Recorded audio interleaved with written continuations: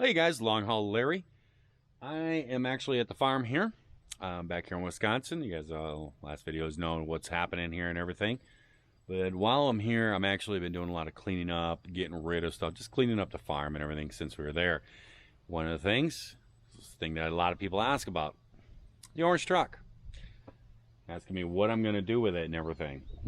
Well, what I'm doing right now is the trailer. The truck and everything, I think it's gonna run. It's been sitting a long time, but I think it'll run fine. But the trailer and stuff, it's a little bit older. I'm thinking it's time to get rid of this trailer. Even if I was to go back trucking, I'd probably get a different trailer. But I might be able to find somebody who wants to buy this. But it has an issue running. It did run when I parked it. After I shut down my trucking company, I parked it, it ran, and I went out the next time to start it, and it wouldn't start. I had to manually start it with the switch thing, and the next time I came out there, I tried to do it, and it wouldn't do anything. So I need to mess with that. So the first thing I need to do is get this truck going. This truck has been sitting here for a long time. The last time that I moved it was probably,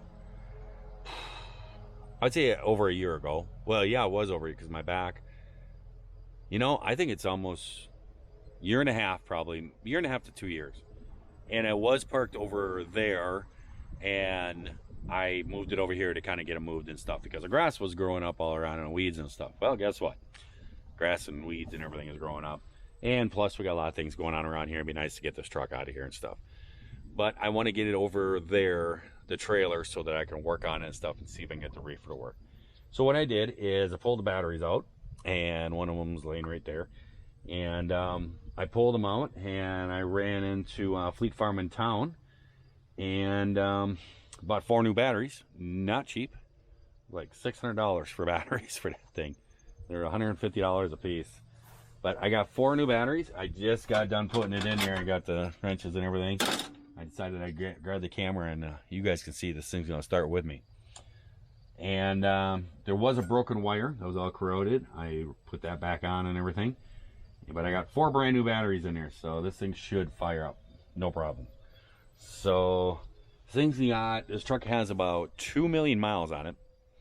I overhauled it at 1.2 miles. I did a complete overhaul on the engine, and it's got 2 million on it now.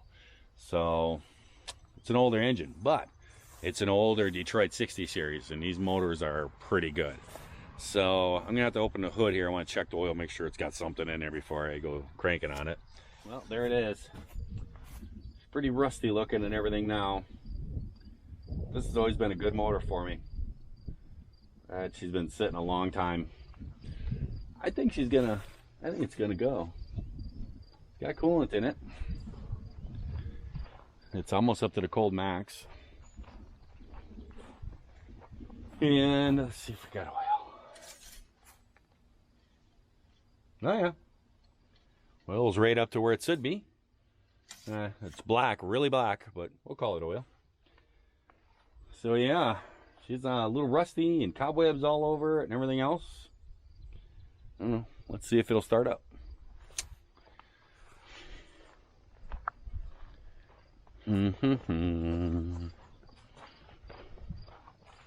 My daughter was here before, and she was making a comment.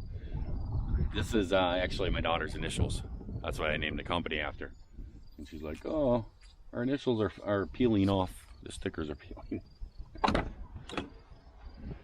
Whoa. Alright. Put our neutral. Alright. We got buzzers going off. Well, that's really weird. The park thing is upside down. What's up with that? Alright, we got neutral. Push the clutch down.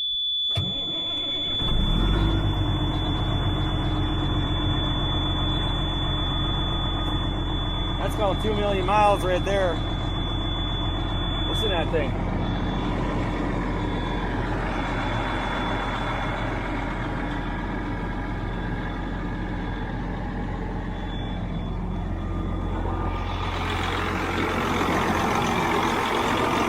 Actually, it sounds really good.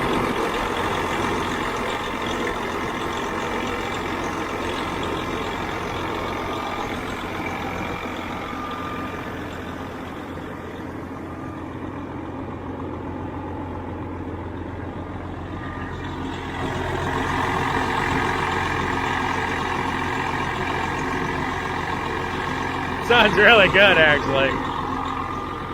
I gotta let it air all up, everything up. And then I'm probably gonna take a hammer and pound the brake drums to get the brakes free. So, I don't know if you can see that. There's a wasp nest in there, huge, and it's just covered with wasps. This window is broken. I don't think it's broken. It's one of my niece's kids were playing in the truck one time and stuff. I'm not sure if the window's broken. I never saw any broken glass. I think it just fell in the door. But they put plastic over. My mom put plastic over it and stuff. I just ripped that off and everything. And I'm going to take the door apart and see if I can get it. But look at how long. This thing's been sitting since 2016. Look at that brake chamber. That's some rust right there. It's pretty crazy how the motor just fired right up like that. But my mom, she grabbed me a can of wasp and hornet spray to attack that nest. I think what I'm going to do is wait till it gets dark. I just opened the door, and there's not a, and I was going to see how many there is.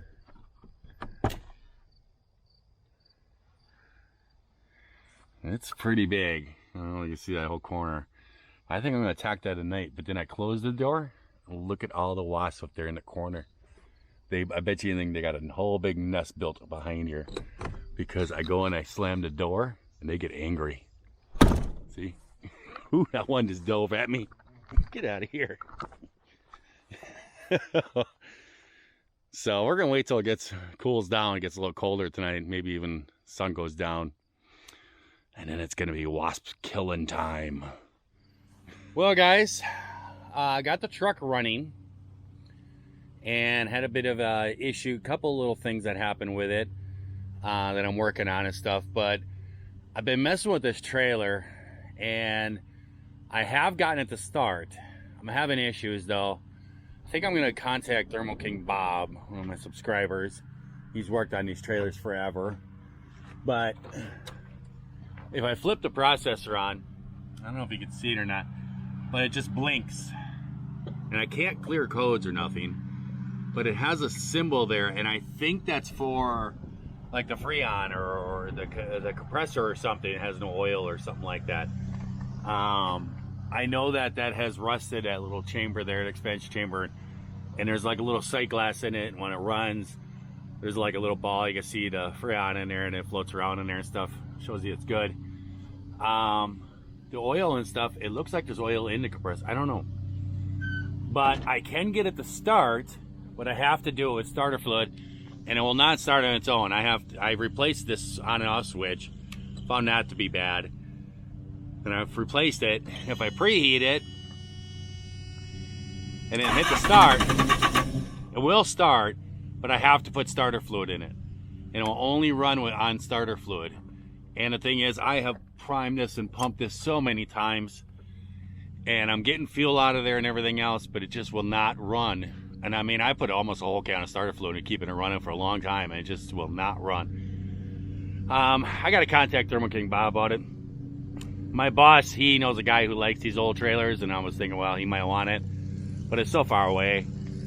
But I mean, it's a nice trailer. It's got the, you know, the flat floor reefer. You know, it's a complete flat floor. It doesn't have ribs, so it does solid aluminum, so it doesn't crack and everything else. I don't know. I made this listed on Marketplace. I'm gonna mess with it some more. I'm gonna contact Thermal King Bob, see if he can figure out why this is not running. It ran when I parked there, but after it's sitting for a while, it just stopped working. And it runs fine. If I just sit there and just mist, you know, starter fluid, and it keeps it running all good and everything else, but it just won't take off on itself. I don't know if it's because it has no Freon or if the compressor's showing oil or something like that. And there is some wires that go to the fuel pump. Maybe it's telling the fuel pump not to let fuel through. I'm not really sure on it. But I'm going to be parking back in there. The truck, I got the truck running, got everything all freed up, put new batteries in there, fires right up. It's unbelievable how it does it, and it actually sounds really good. But the air tank, I pulled it over here. I had pulled it up in the driveway, and I went through and pounded out the brakes, make sure they were free. And I had it sitting out here, and I came out, and there was alarms going off, and it was a low air. The big tank, the supply tank underneath the truck, actually had a rotten hole in it and was leaking really bad. I pulled it out. I went to go get a new one from Fleet Pride. They didn't have a tank that would fit it. And I called up to Freightliner. They said they'd have to order it. So I actually took the tank down to my shop and I cleaned it all up where it was rusted. Cleaned the metal all up, welded the hole back up, and then I plated it with some steel. Put it back up in there and it's holding for now. It's good enough for right now. If I do plan on putting this thing back on the road, then I'll put a new air tank in it. But it's amazing how this thing will start. You gotta remember this thing's got over 2 million miles on it. I mean, I think it was 2 or 3 days ago I started this thing up. It starts up that easy. It's just a good running truck. I'm not really sure what I'm gonna do with the truck. I kind of have a plan in my head of that white truck out there in Maryland. I'm gonna be heading back there soon and start the rebuild on that, get that all done, and then get that one on the road. And then I'm thinking about, like, in early spring or something like that, just doing a quick go over on this truck and probably rebuild the motor, mainly because I know that the gaskets around the liners are leaking.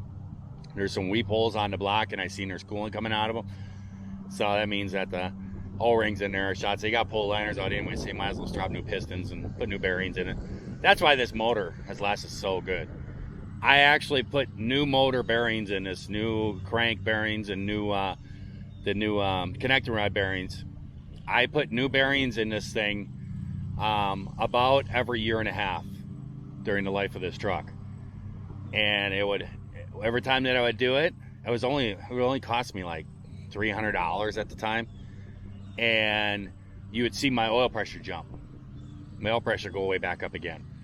And after a while, the oil pressure starts to go down, and my thought was always, well, if the oil pressure getting lower, it's not lubricating oil well, it's not going to hold the engine up.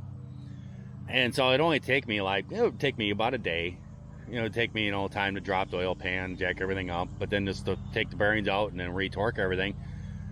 It wasn't that big of a deal. And the cost wasn't that big, and I just maybe reassurance. And that's why this motor has always lasted so well, I think, because I really did a lot of maintenance on it. So it wouldn't be that big a deal. Just drop new pistons in it and all new bearings and stuff. And I mean, it runs great. And then just do some superficial things to it and probably go through the bearings and stuff. And I don't know, I was thinking maybe I would run this as like a local truck, something like some local load or something like that, and see how it goes with that and just make some money with it instead of just sitting here. I don't know, we'll see what happens with that. But I have other projects right now and I need to get started on them, so I'm gonna let you guys go. I hope everybody out there is having themselves a great day, great night watching this here video. The orange truck still lives. And if you're not, try it all over again tomorrow. I'll catch you later. Bye.